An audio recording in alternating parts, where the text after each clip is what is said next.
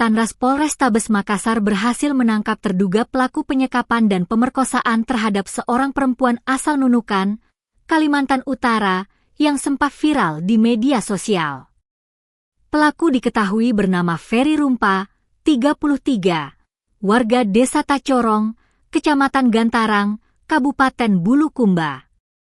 Ia ditangkap di Pelabuhan Tanjung Perak saat turun dari kapal laut tujuan Surabaya, Minggu 17 Mei. Penangkapan dilakukan setelah tim Jatanras bergerak cepat menyusul perintah Kasat Reskrim Polrestabes Makassar, AKBP Devi Sujana, untuk memburu pelaku yang melarikan diri usai kejadian. Kasubnit 2 Jatanras Polrestabes Makassar, Ibda Supriyadi Gaffar, membenarkan penangkapan tersebut. Pelaku berhasil diamankan di Pelabuhan Surabaya setelah sebelumnya melarikan diri menggunakan kapal laut, ujarnya. Berdasarkan hasil penyelidikan sementara, pelaku diduga menjalankan aksinya dengan modus menawarkan lowongan pekerjaan sebagai asisten rumah tangga melalui media sosial. Korban awalnya mencari informasi pekerjaan melalui Facebook. Setelah berkomunikasi dengan sebuah akun media sosial, korban kemudian diarahkan menghubungi nomor WhatsApp yang diduga milik pelaku. Korban lalu diminta datang ke lokasi di Makassar dengan membawa perlengkapan pribadi untuk persiapan bekerja sebagai babysitter. Namun setelah tiba di rumah pelaku, korban justru diminta tinggal di sebuah kamar yang telah disediakan.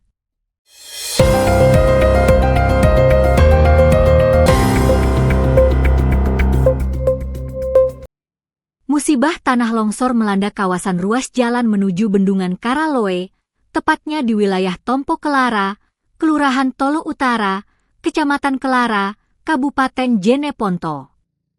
Peristiwa ini memicu gangguan akses lalu lintas dan menjadi perhatian serius otoritas kebencanaan daerah. Kepala Pelaksana Badan Penanggulangan Bencana Daerah, BPBD Kabupaten Jeneponto, Andi Patopo, memberikan konfirmasi sekaligus peringatan resmi terkait kondisi terkini di lokasi bencana melalui akun Facebook resmi Pusdalops BPBD Jeneponto pada Senin malam, 18.05. Andi Patopo menyampaikan bahwa material longsoran yang jatuh dari tebing mengikis sebagian badan jalan vital tersebut. Pihaknya pun langsung bergerak cepat melakukan koordinasi guna penanganan darurat di lapangan. Di samping upaya pembersihan material, pihak BPBD mengeluarkan seruan tegas kepada seluruh pengendara dan warga setempat yang berniat melintasi jalur perbukitan tersebut agar meningkatkan kewaspadaan ekstra.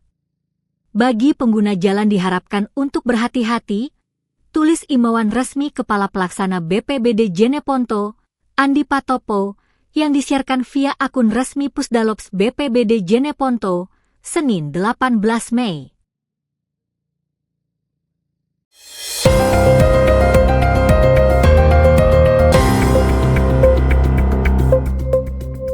Wuling Action dengan bangga diperkenalkan oleh Wuling Motors, Wuling. Kehadirannya disambut meriah di Kota Makassar, Sulawesi Selatan, Sulsel. Pameran Wuling Action disuguhkan kepada masyarakat selama periode 19 sampai dengan 24 Mei 2026 di Trans Studio Mall Makassar. Kehadiran SUV 7-seater terbaru dari Wuling tersebut sekaligus memperluas pilihan kendaraan elektrifikasi dengan teknologi EV dan plug-in hybrid (PHEV) yang fleksibel untuk memenuhi kebutuhan mobilitas keluarga modern. Regional Sales Area Wuling Motors, Ari Santoso, menyampaikan jika melalui kehadiran Wuling Action di Makassar, pihaknya ingin menghadirkan pilihan SUV keluarga modern dengan teknologi EV dan plug-in hybrid yang dapat disesuaikan dengan kebutuhan mobilitas masyarakat. Sejalan dengan semangat Exploring Family Journeys, Wuling Action hadir dengan perpaduan kenyamanan, efisiensi, serta fitur keselamatan modern untuk mendukung berbagai perjalanan bersama keluarga, terangnya, Selasa 19 Mei. General Manager Kumala Group, Ivan Pudia Sumanta, yang merupakan partner dealer resmi Wuling di Sulawesi, mengatakan jika Wuling Action merupakan SUV dengan dua pilihan teknologi. yakni EV, dan juga telah mengaplikasikan teknologi terbaru dari Wuling yakni WFMS.